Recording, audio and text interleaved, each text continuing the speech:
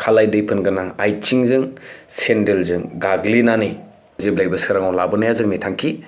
आरो माहारियारि आफादनि फारसे सोंखारिनाय अफिसनि लांगोनायाव थानानैहाय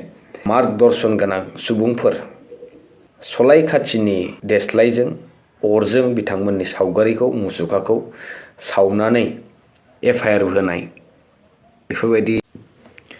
खुलुमबाय रायजो राजा नोंथांमोन, हेल' SP ब्लगनि नायगिरि नोंथांमोन, फिन खनसे हेल' SP ब्लगआव बयखौबो आंनि गोसो गोरबोनिफ्राय बरायनाय थाग्रोबाय। बुङा सानब्लाबो बुंनांगौ बाध्य जायो आरो बुंनोबो बोरैबा मोनो, अब्लाबो सैथोनि लामाजों हान्थिनो जेब्ला थांखि लायो अब्ला नंगौखौ सिखोमानानै लाब गैया आरो सैथोखौ दोनखोमानानै लाब गैया। गाज्रि मोनबा मोनबाय होननानै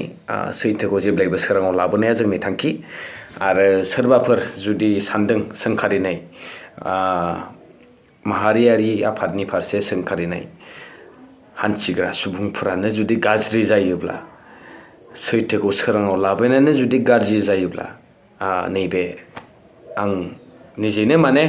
बेखौ मानिनानै लायो आरो बेनि फिननायखौहाय नोंथांमोननि रायजो राजा नोंथांमोन नायगिरि नोंथांमोननि सायाव हगारनानै दोनबाय।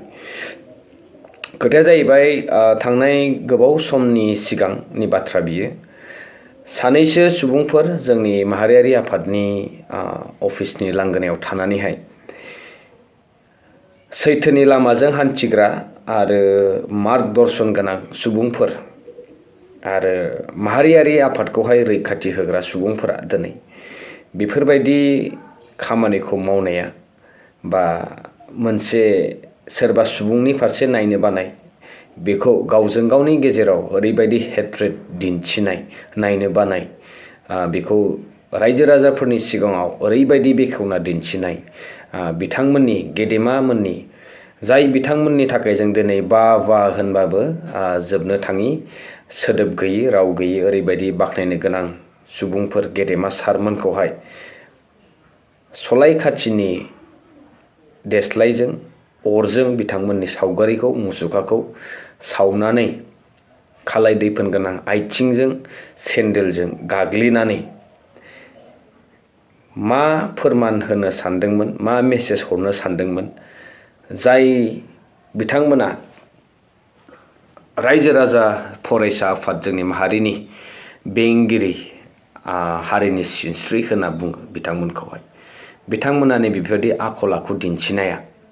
नैबेनि फारसे जुदि जोङो बुंनो थाङोब्ला जों दिनै आफादनि फारसे गाज्रि बुंनाय, रायनाय, सोंखारिनायनिफ्राय जानगाराव थानांगौ होननानै नैबे भिडिअनि उनावनो खिजानिबा हुमखि मोननो हानाय, FIR होनाय बेफोरबायदि थासारिया दिनै बहुद कमन जानानै दङ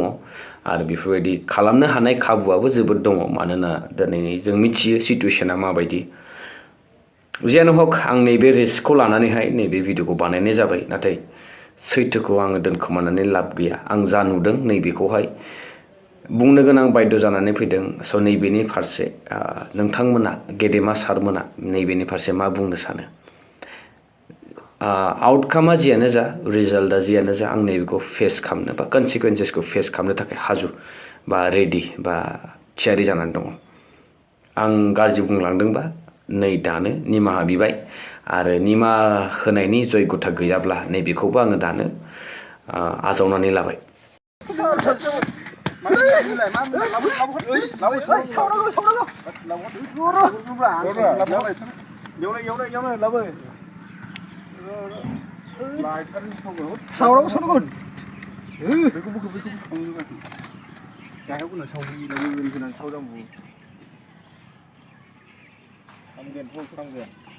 सावबाय दै, सानसुमा खुंगुरखौ सावनाय जाबाय। बेनि नामा मामोनलाय? हांबावगोनसो बाराबा।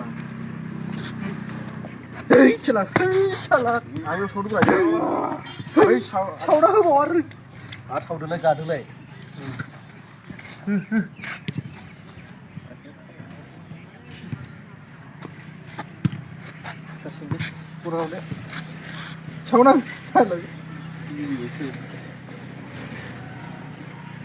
मानगोनां सानसुमा खुंगुर बैसुमुथियारि, गेदेमा जोंनि आयं, आबौ सोरनिबा आबौ सोरनिबा आयं आरो जोंनि सार बिथांमोना मा बिहोमा दं मा बिहोमा गैया दिनै जोङो नुबाय नाथाय नैबेखौहाय मोनसे समावहाय बुजिया हसिया सानैसो व्यक्तिफोरा नैबेफोरबायदि खालामनाया बियो हारि सिबिसुलामोन नामा आंनि सोंथिया नैबेसो बिथांमोना जिहेतु मोनसे अफिसनि लांगोनायाव थानानै जितु फ्लेग बेनारनि सिङाव थानानै जि हारि आफादनि नामखौ लानानै बिथांमोना बेफोरबायदि गाग्लिनानै रायजो राजाफोरनि सेरावहाय मा मेसेज हरनो सानखो बिथांमोननि जितु एग्जाम्पल दिन्थिनाय नैबेजोंहाय गाबोन इयुननि जोलैफोरा गाबोन फैबाय थानाय फिउचारावहाय बा गाबोननि समावहाय सोरबा बेफोरबायदि खालामोबा बिथांमोनखौ जोङो हुमखि होनोसै नामा नाथाय बे एग्जाम्पल जितु बिथांमोना दिन्थिदों बेयो थारैनो गनायथावना नंगौना नङा नैबेखौसो नोंथांमोननि सेरावहाय सोंथि खालामनानै नैबे भिडिअखौ लाबोनाय जादों आरो बेलाफारसेथिं बाथौ गौथुमनि मोनसे महासन्मिलन जादों सनितपुर डिस्ट्रिक्टआवहाय नैबेखौ लानानैहाय माखासे पलिटिकेल हान्जानि गृह मन्त्रि हम मिनिस्टार बिथाङा दावबायफैदों आरो लोगोसेनो आसामनि चिफ मिनिस्टार बिथां आरो जोंनि बिटिआर हालामनि चिफ एक्जिकिउटिभ मेम्बार बिथां लोगोसेनो गोबां मिनिस्टार्सफोराबो थांनानै बेवहाय मा बिबुंथि लाखिया मा बुंनाय नैबे भिडिअखौ आङो सर्टलि नोंथांमोननो नैबे भिडिअनाव लाबोनो थांगासिनो दङ आरो बेयावहाय आबुङै सावरायगोन बिथांमोना मा बुंलांखो माबायदिहाय रादाय होलांखो मा खोथा होलांखो गृह मन्त्रि बिथाङा मा खोथा बुंलांखो बाथौनि बागै आरो जोंनि बिटिआर हालामनि बागै जोंनि सुक्तिनि जितु जालांनाय थांनाय 3 बोसोर सिगां नैबेनि बागै मा बुंलांखो जोंनि थासारिया माबायदि बेनि सोमोन्दै मा बुंलांखो आरो जोंनि मानगोनां एक्जिकिउटिभ मेम्बार CEM बिथाङा मा बुंखो आरो जोंनि आसामनि चिफ मिनिस्टार बिथाङा मा खोथा होलांखो बेफोरखौ गासिबो आबुङै सावरायगोन स' बेनि सिगां नैबे भिडिअनि फारसे नोंथांमोना मा कमेन्ट्स खालामनो लुबैदों नैबे सावगारिखौहाय नुनानै बा नैबे जाथायखौ नुनानै दिनैनि सिटुएसनजों गोरोबलायनानै नोंथांमोना मा बुंनो सानदों बेखौ आंनि कमेन्ट बक्सआवहाय फोरमायहरनो हागोन स' दिनैनि भिडिअनि बेसेनोसै लोगो मोनसिगोन नेक्स्ट टाइम टिल देन स्टे टिउन बाय बाय